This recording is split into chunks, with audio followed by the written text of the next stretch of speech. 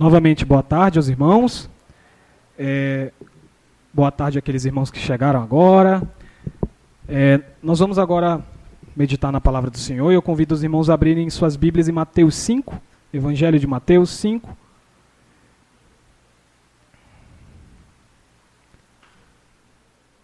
Evangelho de Mateus, capítulo 5. E nós vamos continuar a meditação do domingo passado. Então a gente vai ler o texto todo, tá bom? Nós vamos meditar hoje só dos versos 5 até o verso 9. Mas, para ficar bem completo, a gente vai ler desde o verso 1 para complementar, tá bom? Com o que a gente leu semana passada. Então hoje é a nossa segunda parte. Então vamos lá. Os irmãos já acharam? Amém? Amém? Então vamos ler lá. Mateus, capítulo 5, a gente vai ler do 1 ao 9, tá, irmãos? Diz assim a palavra do Senhor. Vindo Jesus às multidões, subiu ao monte e, como se assentasse, aproximaram-se os seus discípulos. E ele passou a ensiná-los, dizendo: Bem-aventurados os humildes de espírito, porque deles é o reino dos céus. Bem-aventurados os que choram, porque serão consolados. Bem-aventurados os mansos, porque herdarão a terra.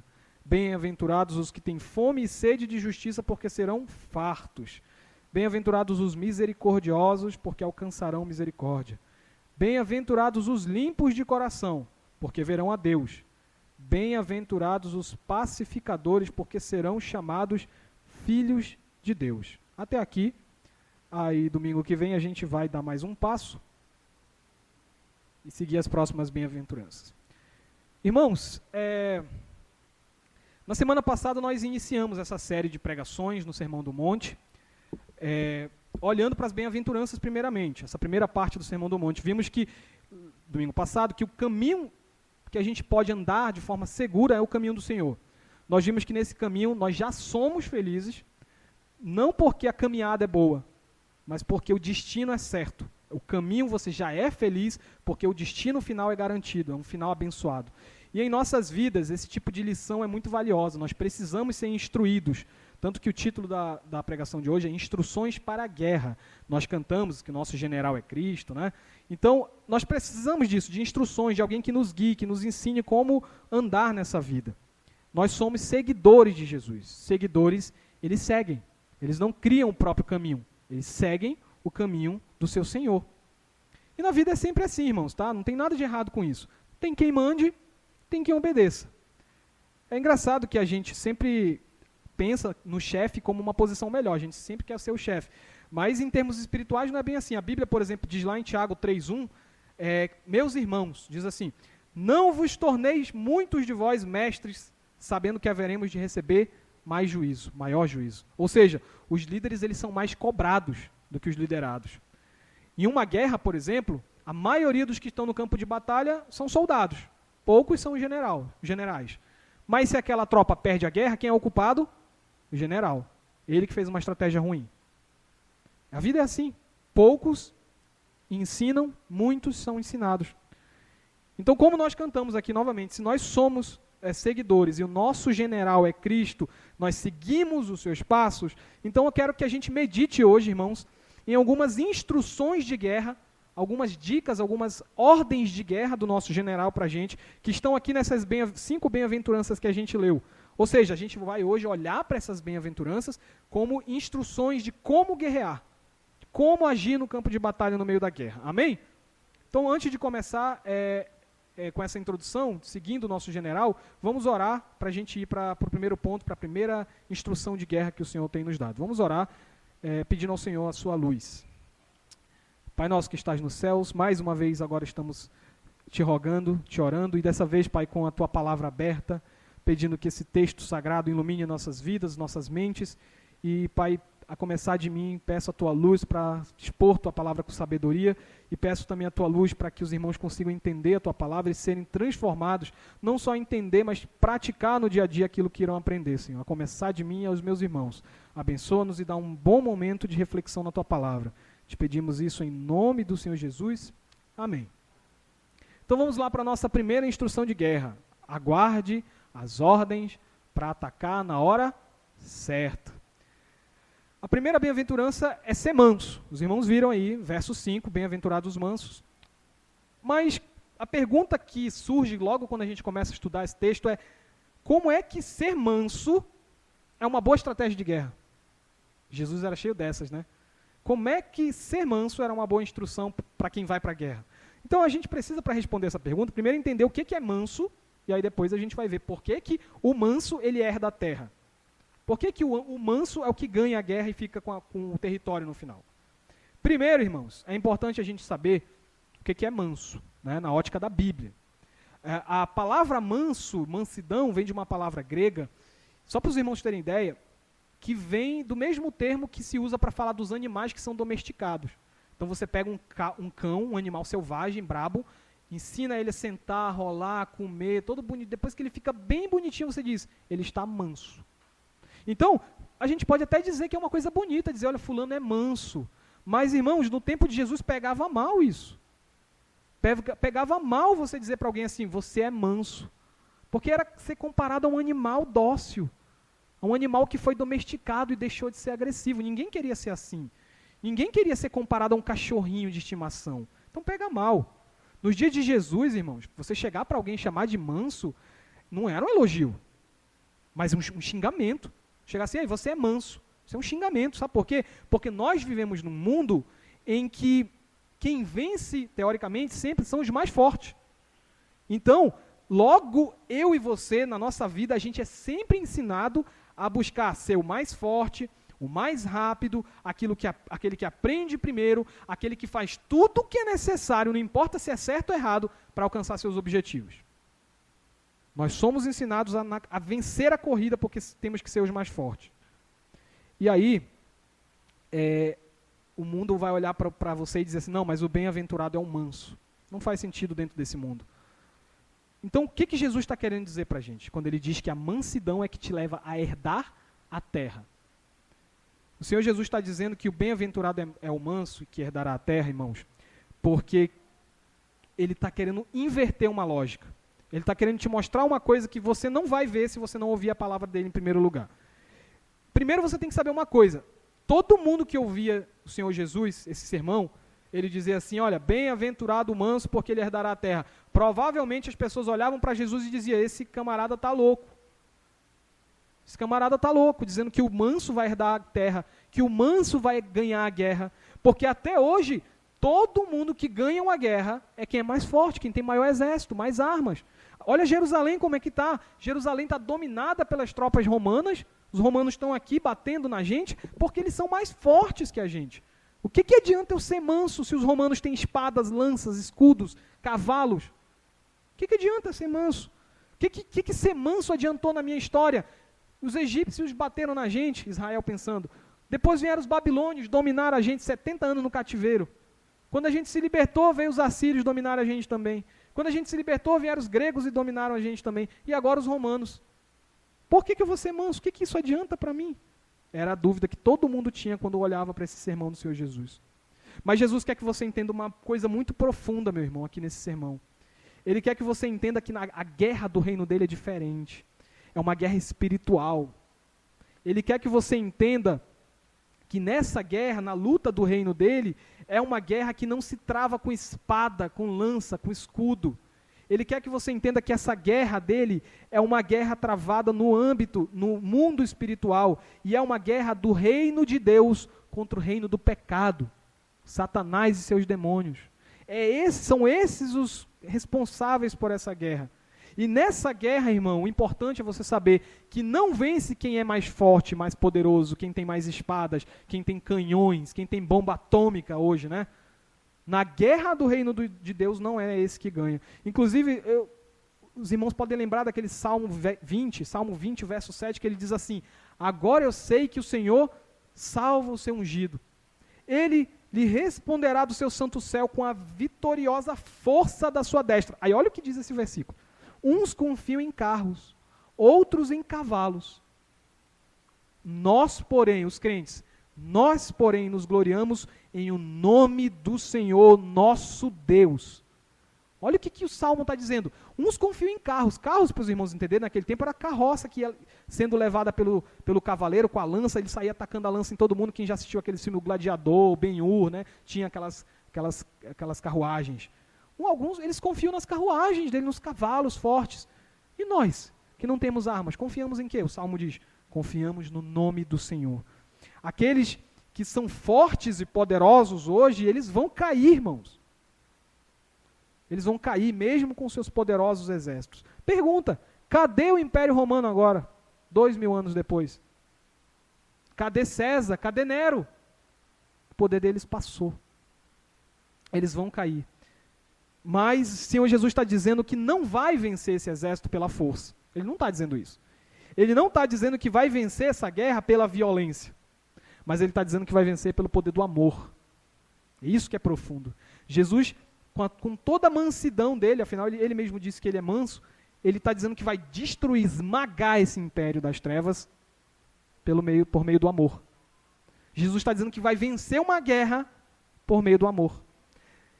É como se ele estivesse dizendo para mim e para você hoje, deixa os poderosos curtirem o poder deles por enquanto. Deixa eles rirem do sangue inocente que eles estão derramando. Continue sendo manso. Deixa eles rirem de você.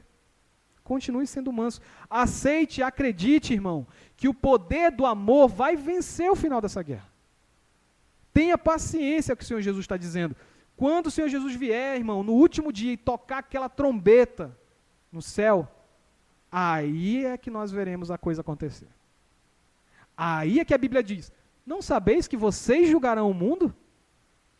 O fraco, o abatido, aquele que foi humilhado, é ele que julgará o mundo. Então, irmãos, é o poder do amor que vence a guerra. Mas além disso, por que é que no final essas pessoas, esses mansos que foram humilhados, por que é que eles vão herdar a terra? Primeiro, irmãos, a gente precisa entender que quando Jesus está falando aqui de herdar a terra, é algo que os leitores dele de 2000 anos atrás, os judeus, iam entender muito bem. A gente precisa entender também. Quando Jesus está falando de herdar a terra, ele está falando o seguinte, pensa em todo o processo desde Abraão. Abraão, sai da tua terra, vai para a terra que eu te mostrarei. Aí Abraão começa, peregrinar do deserto em busca dessa tal terra prometida.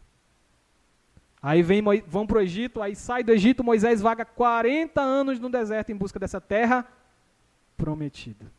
Chegam em Canaã, Josué, todo mundo, aí vem os babilônios e arrasam e tiram eles da terra prometida. Aí depois de muito tempo está aqui Jesus falando com os discípulos e Jerusalém, que era a terra prometida, está dominada pelos romanos. Jesus quer que você pense nisso. A terra prometida não era lá Israel, no Oriente Médio. Não era lá. Essa terra ainda é prometida. Por isso que ele está dizendo, presta atenção, olha para o futuro. Eu estou falando de uma nova Jerusalém. Eu estou falando do reino dos céus. Eu estou falando de uma terra nova que vai ser feita do zero. A Bíblia diz que essa terra aqui, irmãos, ela vai ser refeita, ela vai passar pelo fogo da ira de Deus no final, e ele vai fazer novos céus e nova terra. E quando essa nova terra estiver feita, e esse mundo estiver todo perfeito, sem nenhum pingo de pecado, sabe quem vai estar lá para dominar essa terra? Os mansos. Aqueles que na terra passada foram humilhados, foram pisados, são eles que vão herdar essa nova terra. Por que que o manso é essa pessoa? Justamente porque ele não confia no amor ele não confia no poder das armas. Justamente porque quando ele estava nesse mundo, vendo que era um matando o outro, um mais forte que o outro, ele não entrou nesse jogo. Justamente porque o manso, ele confia no Senhor, ele confia no seu general, ele tem paciência. Por isso que a primeira instrução que os irmãos estão vendo aí é, aguarde as ordens. Aguarde a hora certa para atacar. Não é agora. Irmão, não tenha sede por poder nesse mundo.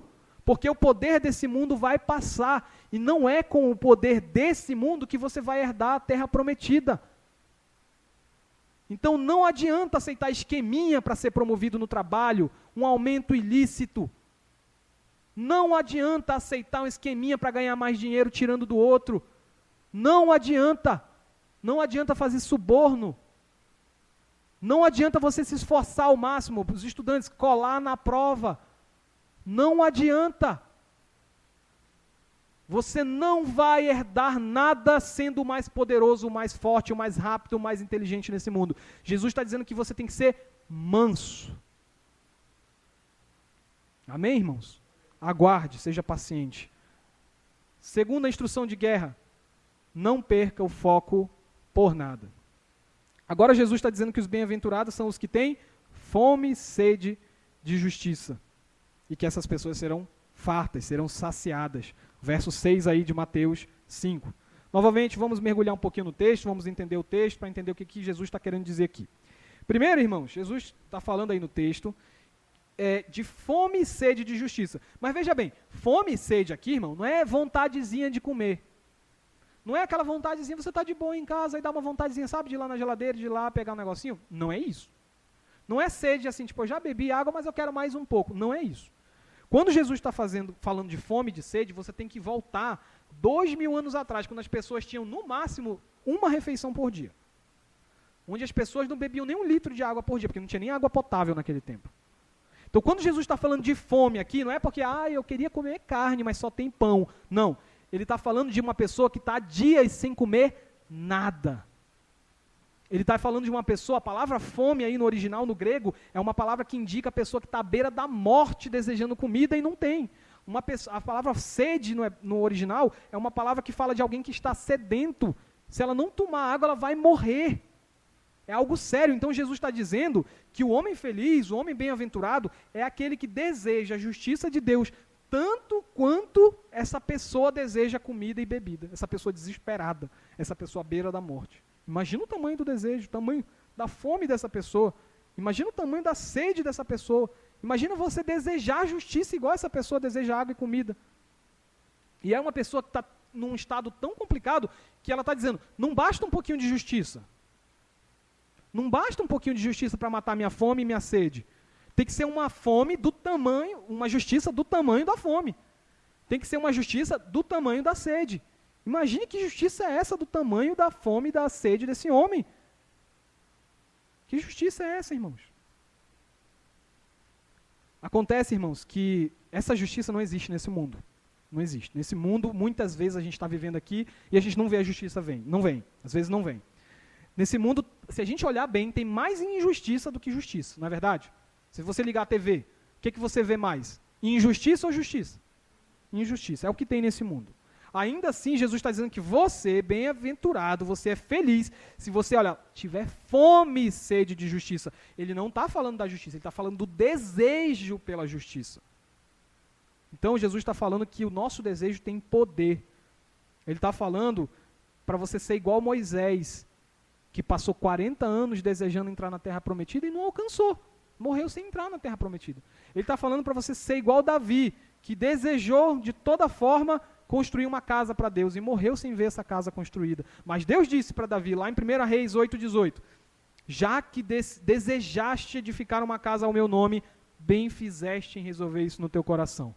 Deus honrou Davi, não deixando ele ver a justiça, ou no caso, a casa de Deus, mas Deus honrou Davi pelo desejo do coração dele.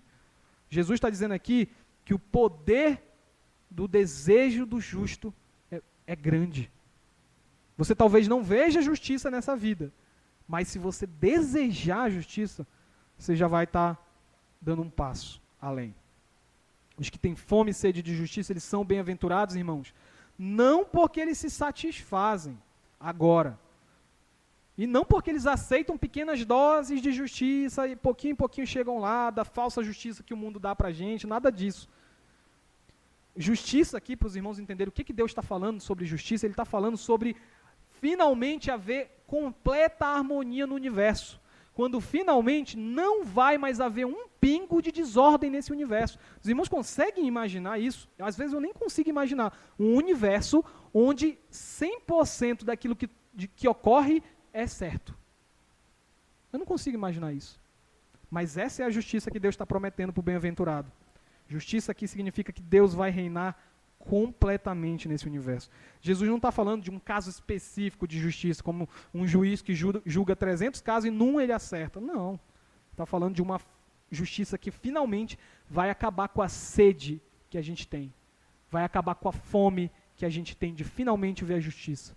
Pense aqui num pai de família, numa mãe de família que mora numa favela e vê seu filho ser morto por uma bala perdida, que geralmente acaba o julgamento e não tem culpado. Porque se foi o traficante, você vai fazer o quê? Vai achar o traficante onde para prender? Se foi o policial, ele vai dizer que atirou sem intenção. Mas no meio disso tudo, dessa discussão de quem está certo, quem está errado, a mãe está chorando porque perdeu o filho. Imagine um universo onde isso não acontece. Não existe bala perdida, não existe por acaso. É isso que o Senhor Jesus está prometendo para a gente. A bondade dele. A fome e a sede nesse universo são muito grandes. Mas quando a gente segue, persiste, sem aceitar essas pequenas doses de justiça humana, quando nosso foco está fixo na justiça de Deus, Deus vê isso e honra o nosso coração, honra e nos sacia. Ele vai dar para a gente a justiça do reino dele e vai nos colocar nesse reino, presentes nessa justiça, de forma que a gente finalmente será saciado. De forma que ele, como a gente viu semana passada, bem-aventurados os que choram. Os que choram vão ter as suas lágrimas limpas pelo Senhor. Assim, irmãos, a segunda instrução de guerra, como os irmãos estão vendo aí, é que você não tem que ficar olhando só para os resultados. Ah, deu certo, deu certo, deu certo. Não, você tem que focar no objetivo final. Você não pode perder o foco. Vocês serão fartos, mas é agora nessa vida que vocês serão fartos? É agora nessa vida que a justiça de Deus vai saciar vocês? Não. Então não perca o foco lá na frente. Não se deixe enganar pelos pequenos rastros de justiça que tem nesse mundo. Olha lá na frente. Presta atenção no que Deus está prometendo. O reino dele é de justiça eterna, perfeita. Não perca o foco. Numa guerra, se você perder o foco por 1 minuto, você roda. Então nessa vida a gente tem que estar atento, irmãos. A gente tem que estar ligado, olhando para o reino dele. Não pode se distrair com outros reinos, com outras coisas. Se a sua vida ao seu redor depende desses objetivos alcançados, então essa justiça vai ser a sua bebida, vai ser a sua comida, vai ser o seu ar, você vai se empenhar ao máximo, seu foco vai estar só naquilo. Amém, irmãos? Vamos à nossa terceira bem-aventurança de hoje. Nossa terceira instrução de guerra, outra marca do crente, no verso 7 está dizendo é a misericórdia. Bem-aventurado é o misericordioso, por quê? Porque ele alcança misericórdia, verso 7. Vamos entender como é que isso funciona. Ser misericordioso significa não somente simpatizar, tá? Porque às vezes a gente pensa assim, eu sou misericordioso, porque quando eu vejo um mendigo eu fico, poxa, coitadinho do mendigo. Mas Jesus não está dizendo que a misericórdia é só simpatizar com alguém. Não significa só ficar triste por causa da desgraça dos outros. Ser misericordioso, presta muita atenção, irmãos, presta muita atenção nisso aqui. Ser misericordioso significa ter uma capacidade de entrar na outra pessoa até que você possa sentir a dor dela. Até que você possa ver aquela situação com os olhos dela. Sentir aquilo que ela está sentindo. Não é só sentir pena dela. A palavra grega para simpatia e misericórdia significa, sabe o quê? Experimentar junto com a pessoa o sofrimento. É isso, irmãos, é encarnar, é pegar para você o sofrimento do próximo. Mas isso é algo que a maioria das pessoas não tem a mínima vontade de fazer. Isso é verdade. Porque se eu já tenho meus problemas na minha vida, se eu já sou sobrecarregado com as minhas dores, com as minhas situações, por que eu ainda vou querer carregar dos outros? Por que eu ainda vou querer ter esse trabalho de entrar na alma da outra pessoa, na mente da outra pessoa e sentir o que ela está sentindo? Chorar com ela? Por que se eu já tenho os meus problemas? Acontece, irmãos, que Jesus está ensinando uma outra lógica aqui. De novo, reforço isso com vocês. Jesus está ensinando uma outra lógica para a gente. Ele está dizendo que você precisa aprender a lógica do reino dele. É uma lógica diferente. Primeiro ele está dizendo o seguinte, olha, nem adianta você dizer o seguinte, eu desejo o bem daquela pessoa. O apóstolo Tiago diz lá em Tiago 2,15, que se entrar uma pessoa na igreja, e essa pessoa está com fome, sede, sem roupa para vestir, você diz, não, eu te abençoo, eu te desejo o bem, vá em paz. Isso não serve de nada. Tiago está dizendo, se vocês não fizerem tomar a dor dessa pessoa, que proveito há disso?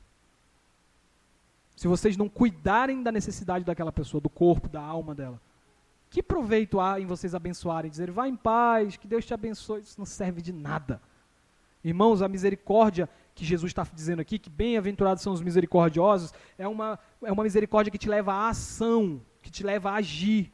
Não é um sentimento só, ai, que peninha daquela criança. Não. Te leva a agir, fazer alguma coisa em relação àquilo. Nós vimos que quem tem fome e sede de justiça é bem-aventurado. Nós acabamos de ver que você desejar a justiça de Deus é uma coisa boa, mas ser misericordioso envolve ação. Não é somente desejar a misericórdia de Deus. É quem age para sarar a dor do outro. Agora, por quê? Como eu disse para vocês, Jesus está ensinando uma lógica diferente. Jesus está dizendo que quem recebe misericórdia são os misericordiosos, porque na lógica do reino, quem dá é que recebe mais. Quem perde é que ganha. Quem sofre é feliz. Na lógica do reino é assim, ao contrário, irmãos. O Novo Testamento afirma que é necessário você ser perdoador, você tem que perdoar para ser perdoado. A lógica do reino é o inverso. Se você não libera perdão, você não é perdoado. Então nós vemos isso. Tiago 2,13 fala isso. Mateus 18,35 fala isso. O Senhor Jesus fala isso na oração do Pai Nosso. Né? Ele já diz que essa é a realidade. Pai, me perdoa assim como eu tenho perdoado. Ou seja, como é que você vai pedir perdão de Deus se você não tem perdoado? Então, quando eu consigo sentir a dor do meu próximo, quando eu consigo buscar sarar essa dor dele, eu já estou recebendo cura. Essa é a lógica do reino. Quando você dá a cura, você já está sendo curado. Porque é como se Deus já estivesse sarando você por meio da humanidade. É como se você estivesse compartilhando a sobrecarga do outro e já estivesse adiantando um pouquinho de como vai ser no reino de Deus. Quando finalmente a misericórdia de Deus pairar sobre todos, quando finalmente nós sentirmos os nossos ombros aliviados do fardo do pecado, porque Jesus carregou esse fardo. Está lá em Isaías 53, ele tomou sobre si. Mateus 11, 29, Jesus fala, tomai sobre vós, deixa que eu tome, né? Vocês carregam a cruz, mas deixa eu tomar o fardo de vocês. Então Jesus está dizendo isso, vai acontecer no reino de Deus, ele vai tirar o fardo, vai tirar o peso de todos nós, mas até lá, nós temos que carregar os fardos uns dos outros. Se você acha que eu cuido do meu problema, e só, está errado. Se você não gosta quando alguém vem querer saber como está a tua vida, e você diz, a vida é minha, eu cuido do jeito que eu quiser, está errado. Bem-aventurados os misericordiosos, aqueles que conseguem viver a vida um com o outro. Se você não se abre para que o seu irmão em Cristo consiga viver a sua vida junto com você, você está andando sozinha. E Jesus não pastoreia a ovelha solitária. Jesus pastoreia a ovelha no rebanho. Então essa é uma lição para os misericordiosos. A terceira instrução de guerra que a gente está vendo aqui, irmão, sabe o que é? É que o misericordioso ele não deixa ninguém para trás na guerra. Não sei se os irmãos já viram, tem um filme de guerra que é chamado Até o Último Homem. E aí conta a história de um rapaz lá que no meio da guerra ele sabia que os colegas dele estavam presos lá no meio da batalha, ele dava um jeito de entrar sem nenhuma arma na mão, entrava e buscava o colega, botava na costa, saía arrastando e levava de volta. Ah, ficou mais um, ele voltava e pegava mais um. O misericordioso é assim. Ele fica sabendo da dor do outro e ele sente que tem que ir lá carregar. Ele sente que o exército de Cristo é mais forte quando nós compartilhamos as cargas. Quando um carrega um pouquinho do fardo do outro. Não deixa ninguém para trás. Amém, irmãos? Vamos para a próxima bem-aventurança. Siga a estratégia, siga o seu líder. Agora, irmãos, Jesus está dizendo que os bem-aventurados são quem? Quem são os bem-aventurados? Os puros, os limpos de coração, puros ou limpos de coração. E por que eles são bem-aventurados? Porque eles verão a Deus. É bom a gente entender aqui o que é essa pureza, tá? Para a gente não acabar falando coisa que não convém. A palavra no idioma grego aí, para pureza, ela significa várias coisas, tá, irmãos? Várias coisas. Eu peguei algumas principais aqui. Pode ser usada essa palavra para uma coisa que foi limpa, tipo um chão, sabe? Você limpa o chão e você olha para ele e diz, esse chão está limpo, está brilhando. Mas também pode ser usado para um grão selecionado. Então você vai comprar um café e o café está R$60. Aí tu pergunta do vendedor, moço, o que tem esse café? Ele fala, senhor, esses grãos foram selecionados. Então na hora de pegar o café, tiraram tudo que não presta, pegaram só os grãos bons, está aqui, R$60. Se bem que agora até o café ruim está caro, né? Mas são grãos selecionados. Então, isso é pureza. Ser selecionado é pureza. Esse é um segundo significado do que é ser puro, ser limpo. E o terceiro significado é algo original. Algo que não foi falsificado. Diferentemente daquela blusa que você tem em casa, que em vez de ser um jacaré, é um calango, ela não é pura, porque ela foi adulterada, né? Então Jesus está dizendo que o bem-aventurado, o homem feliz, é um homem que tem um coração assim, com motivações, com desejos puros, sem mistura, com grão ruim e original, um desejo oficial, que não é um desejo disfarçado com segundas intenções. Porém, claro, vamos falar a verdade, isso é muito difícil. Nós, seres humanos, irmãos, a gente tem uma tendência de, até quando a gente faz o bem, nosso coração tem segunda intenção por trás. Às vezes, até quando você vai lá e ajuda uma velhinha a atravessar a rua, você está querendo algo com isso. Essa é a nossa realidade. Por causa do pecado, nós somos assim, não adianta fugir. Nós podemos ajudar o necessitado, mas talvez na intenção de ganhar alguma coisa com aquilo. Tinha um antigo pregador puritano chamado John Bunyan, que ele conta uma história assim, eu achei interessante essa história. Ele diz que um domingo ele terminou de pregar na igreja dele, desceu do púlpito, e aí veio uma pessoa no ouvido dele e falou assim: irmão, que pregação maravilhosa. Aí ele disse: eu sei, Satanás disse a mesma coisa assim que eu terminei de pregar. O pregador não tem nem esse descanso. Ele está pregando, vê as pessoas balançando a cabeça e o pregador pensa: estou arrasando. Né? Deus me livre. Né? O pregador está fazendo uma coisa boa, pregando a palavra de Deus, e Satanás está dizendo: isso aí, você está arrasando. Nosso coração é assim. Ele é impuro. Que o Senhor tenha misericórdia de nós. Agora, se é tão difícil ser assim, ter o coração puro, como é que nós vamos ser esse bem-aventurado que vai ver a Deus porque tem um coração puro? A verdade, irmãos, é que não tem nada que você possa fazer. Para você ter um coração puro, você precisa nascer de novo. Para você ter um coração puro, você precisa receber um novo coração. E para você passar por isso, um novo nascimento, ter um novo coração, você precisa de Jesus Cristo. Você não vai encontrar um novo coração. Você não vai encontrar essa nova vida sem Jesus. Se você não nascer de novo, se você não passar pelo nascimento por meio de Jesus Cristo, esse novo nascimento, seu coração vai seguir assim, quebrado, não vai ser íntegro. Então o crente, ele é marcado não porque ele é uma pessoa normal, é uma pessoa superior, né? Ele é uma pessoa normal. Às vezes quem vem para a igreja, sabe por que muita gente não fica na igreja, irmãos? Porque vem para a igreja, chega aqui, se decepciona com alguém, com alguma coisa que alguém fala, um irmão vacila com ele, aí ele diz: eu vou embora daquela igreja, porque só tem pecador. Agora que você descobriu? Que é um lugar que tem pecador assumido, é na igreja. A marca do crente não é, irmão, que ele é perfeito. A marca do crente não é que ele não vacila. A marca do crente é que ele sabe que o coração dele é quebrado. Ele sabe que o coração dele é manchado pelo pecado. E por isso ele canta aquela música: Senhor, dá-me um coração igual ao teu. Coração disposto a obedecer. Não é? Por isso que a gente canta. A gente precisa nascer de novo, irmãos.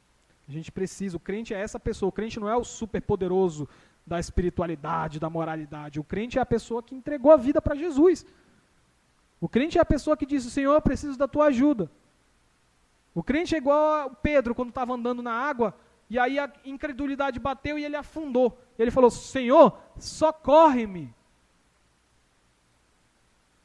Esse é o crente. Agora, irmãos, Jesus diz que essa pessoa com coração puro, ela vai ver a Deus. Sem segundas intenções, sem misturas impuras, o coração dela foi refeito por Jesus, ela nasceu de novo, e aí diz, vai ver a Deus. Agora, o que tem a ver, dizer, o teu coração é puro, você vai ver a Deus. O que tem a ver o teu coração com os teus olhos? Irmãos, tem tudo a ver. Tem tudo a ver. Obrigado, meu querido. Tem tudo a ver. Jesus diz, aqui mesmo no Sermão do Monte, lá em Mateus 6, 22 e 23, que se os teus olhos são a lâmpada do teu corpo. Se os teus olhos forem bons, todo o teu corpo será bom. Todo o teu corpo será luminoso. Se, porém, os teus olhos forem maus, todo o teu corpo estará em trevas. Então, o Senhor Jesus está ensinando para a gente, meus irmãos, que os teus olhos revelam o teu coração, os teus desejos profundos. O coração de uma pessoa que não foi regenerado ainda, que não nasceu de novo, ele olha para essa vida e não enxerga nada além dos seus próprios desejos, além da sua cobiça, além do seu pecado. O coração dessa pessoa que não nasceu de novo, ele está tão impuro que os olhos dessa pessoa só enxergam aquilo que ela quer ver. Por isso que ela olha e não vê Deus, porque ela não quer Deus. O coração dela é impuro, então os olhos dela não vão ver Deus. Olha e não vê Deus. Esse tipo de gente é aquele tipo de gente que vê tudo com duplo sentido. Você tenta falar uma coisa para ela entende outra, pior. Fala de forma agressiva com você porque pensa que você está querendo fazer alguma outra coisa. Então, tem uma conexão entre os teus olhos e o teu coração. Lá em Jó, quando acusaram Jó de ser impuro, ele disse, eu fiz uma aliança com os meus olhos. Jamais olharei para a donzela, ele disse. Então, vemos que a pureza de Jó, porque diz lá no capítulo 1 que Jó era íntegro, era reto de coração, e ele diz, eu fiz uma aliança com meus olhos. A prova de que Jó era íntegro no coração era que os olhos dele só olhavam para aquilo que brilhava a justiça de Deus. Irmãos, que difícil essa missão. Então, como é que o crente tem que ser? Qual é a marca do crente? Ele é puro? Ele nunca peca? Ele nunca deseja nada errado? Ele nunca olha para coisa errada? Não. O apóstolo Paulo disse que a marca do crente é o seguinte, ele disse lá em 1 Coríntios 2,12. O apóstolo Paulo disse o seguinte, ora, isso é para vocês, é para os crentes, temos nós recebido não o espírito do mundo, mas sim o espírito que vem de Deus. O espírito que os crentes recebem quando são salvos, quando tem o seu coração refeito, é o Espírito de Deus. E para quê? Aí o apóstolo Paulo responde, para que conheçamos o que por Deus foi nos dado gratuitamente. Ou seja, preste atenção, irmão, isso aqui é muito importante. A pessoa que nasce de novo, que recebe o novo coração, ela recebe o Espírito de Deus, certo? Isso significa que Deus habita na mente dela para que ela aprenda a pensar, a desejar e a olhar a vida como Deus veria. Para que você pare de ser tanto como você quer. Sabe a pessoa que você diz assim, irmão, para de ser assim, faz assim a ele. Eu sou assim mesmo. É de mim. A pessoa tenta justificar dizendo que ela é daquele jeito mesmo. Sim, eu sei que você é desse jeito. É por isso que você precisa mudar, miserável. Não é verdade? A pessoa fica dizendo, não, mas eu sempre fui assim. Exatamente, esse é o teu problema. Tu sempre foi assim. Está na hora de mudar. Paulo está dizendo, você tem o Espírito de Deus agora. É hora desse Espírito fazer você ser outra pessoa. Não mais quem você sempre foi. Assim, a pessoa que tem o seu coração consertado por Jesus é feliz porque tem os seus olhos abertos para ver o mundo com os olhos de Cristo. Irmãos, que alegria. Que outro Senhor faz isso por nós? Nos faz ver o mundo pelos olhos dele. Só Jesus. Por isso a gente diz, dá um coração, Senhor, igual ao teu, para que a gente possa ver como o Senhor vê. Então a quarta instrução de guerra que Jesus está dando aqui é justamente que a gente precisa seguir a estratégia. Que a gente precisa olhar a guerra, olhar a batalha como o nosso líder vê. Não adianta você querer dizer o seguinte, estou olhando essa guerra aqui, eu acho que eu vou fazer isso, isso, isso. Não, não é o que você acha que importa. Não é como você quer. Você é seguidor, você não traça o plano. Você é soldado, você não cria estratégia de guerra. Você só obedece. Então os teus olhos são os olhos de Cristo. Você vai olhar a batalha como Cristo olha, você vai fazer aquilo que Cristo ordena. Siga Cristo, siga a estratégia de Cristo, obedeça a lei. E para isso, irmãos, nós precisamos ler a palavra. Como é que você vai conhecer o plano? Como é que você vai conhecer a estratégia de batalha se a tua Bíblia fica na tua casa 7 dias por semana aberta em Salmo 91, pegando poeira? Como é que tu vai saber o que o rei quer para ti? Como é que tu vai querer saber a estratégia do rei para essa guerra se você não lê a palavra? E outra, o rei dá instruções para o povo dele, ele junta os exércitos, ele junta os soldados e dá instrução. Como é que você vai conhecer a instrução? Como é que você vai saber o que o teu líder quer para ti se você não vem para o ajuntamento? No domingo o povo de Deus está juntado aqui para receber. Senhor, fala. Essa é a hora, Senhor. Nós abrimos o teu livro. Fala. O que o Senhor quer de nós? Quais são os planos? Como é que eu devo fazer? E tu está na tua casa vendo Fantástico. Como é que vai funcionar a estratégia da guerra desse jeito? Siga o líder. Olhe para a estratégia dele. Você recebeu o Espírito Santo se você é crente. Use esse dom. Você está habilitado. Agora você pode querer o bem. Use esse dom. Amém, irmãos? Vamos para a nossa quinta e última bem-aventurança.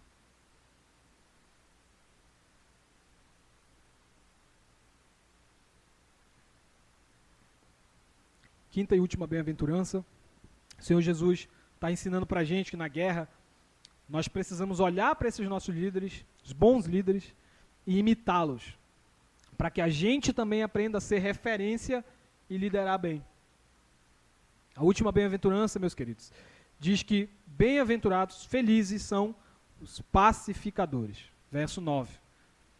Primeira parte aí que está de verde. Bem-aventurados os pacificadores. Novamente, vamos ver primeiro contexto, o que significa ser pacificador, e depois a gente vê por que eles são os felizes, tá? Por que eles são os bem-aventurados. Primeiro, irmãos, o que significa a palavra paz? Essa palavra paz aí está no grego, mas ela vem de uma outra palavra no hebraico que se chama shalom, paz. Acredito que os irmãos já viram essa palavra por aí, né? Shalom, shalom. Essa palavra no hebraico, shalom, não significa só paz, assim, no sentido de que, não está tendo guerra. Não, não é isso.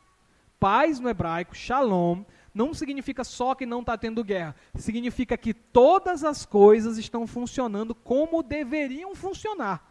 Sabe um relógio? Você já viu um relógio daqueles antigos por dentro, cheio de engrenagem?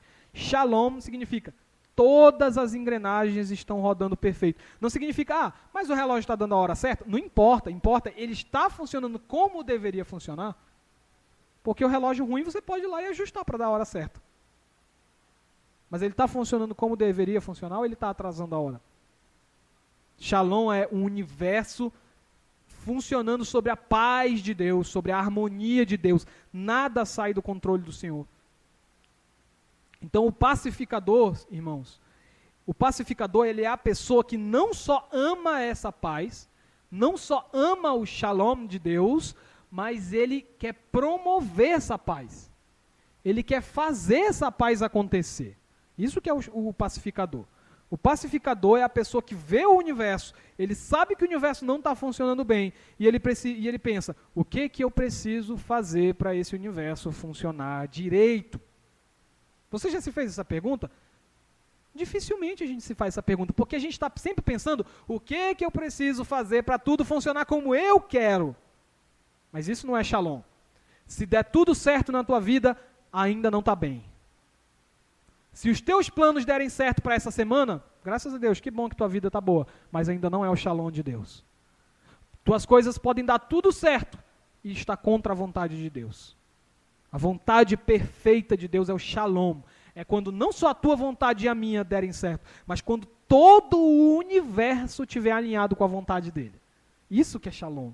Isso que é essa maravilha da paz divina, da paz que Deus está dizendo, bem-aventurados os pacificadores. O pacificador, ele é essa pessoa que promove essa paz universal. Agora vamos entender isso daqui. Porque quando a gente fala de paz, o irmão pode entender assim, é aquele cara, paz e amor, ele não faz nada. Não, não.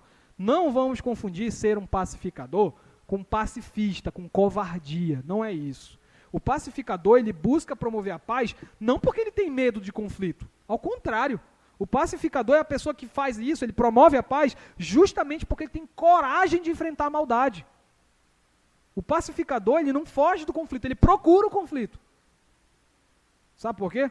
Porque ele sabe que a arma mais poderosa contra o pecado é a paz de Deus. Então ele entra nessa batalha justamente porque ele quer acabar com a desordem, ele quer acabar com o pecado, e ele acredita que ele tem na mão a arma, que é a paz de Deus. Então o pacificador não é um medroso.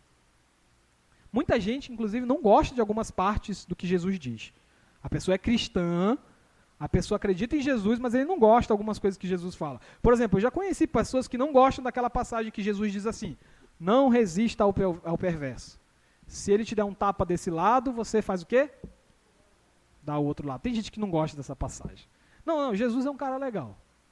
Jesus é bacana, mas nessa daí não dá não. Como assim? Que história é essa, Jesus? Isso é covardia. O cara me dá um tapa na cara e eu vou dar o outro lado para ele me bater mais? Que atitude covarde. E aí Jesus está dizendo, não.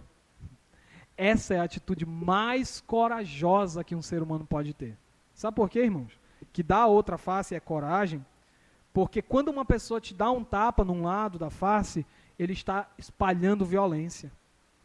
E você, como pacificador, se devolver o tapa, vai estar devolvendo com violência. E aí não tem shalom, não tem paz.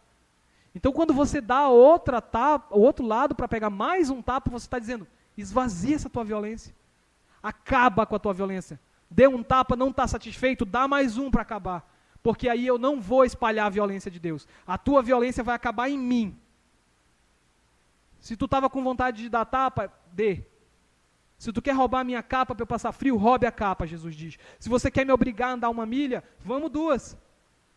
A violência vai acabar, porque você não vai replicar. Você não vai ser uma copiadora de violência. Sabe aquela pessoa, você está no semáforo, o cara buzina para ti, te fecha no trânsito, você fica chateado, aí no semáforo seguinte é você que fecha o outro e buzina para o outro. Alguém acabou com o teu dia e você vai acabar com o dia de alguém porque você está estressado. Alguém te estressou e você repassa esse estresse para o outro. Alguém te xingou e você vai xingar o outro. Alguém te maltratou e você vai maltratar o outro. Teu dia no trabalho foi ruim e aí você chega em casa e inferniza a tua esposa e teus filhos. Porque o teu dia foi ruim no trabalho. E o teu dia foi ruim no trabalho porque provavelmente a empresa está ruim. Então o dia do teu chefe foi ruim também. E aí o mal vai se espalhando. A desordem vai se espalhando. O pacificador, ele absorve, é como se fosse uma esponja. A maldade chega e ele mata no peito. Ele diz, essa maldade vai aqui, ó, vai acabar em mim. Eu não vou fazer essa maldade seguir em frente. Então isso não é covardia, isso é coragem. Quem é que tem coragem para fazer isso? Quem é que tem coragem para engolir seco alguém dizer que você fez aquilo e você não fez? Só o pacificador tem essa coragem. Eu não quero espalhar o mal, então eu vou engolir. Eu poderia levantar minha voz e dizer, eu não fiz isso, isso e aquilo, é assim, assim, assim, eu estou certo. E você está até certo mesmo. Mas você é pacificador. Você absorve aquela maldade no seu coração e dissipa ela. Joga fora. Não passa para frente. É difícil, irmãos. Sem dúvidas que é difícil. E eu não estou dizendo que o crente ele vai aprender isso aqui e vai fazer a vida dele toda. Não vai. A gente vai pecar. Mas você precisa entender que é essa instrução de guerra que Jesus está vendo. Que a luta do pacificador, pacificador luta, tá?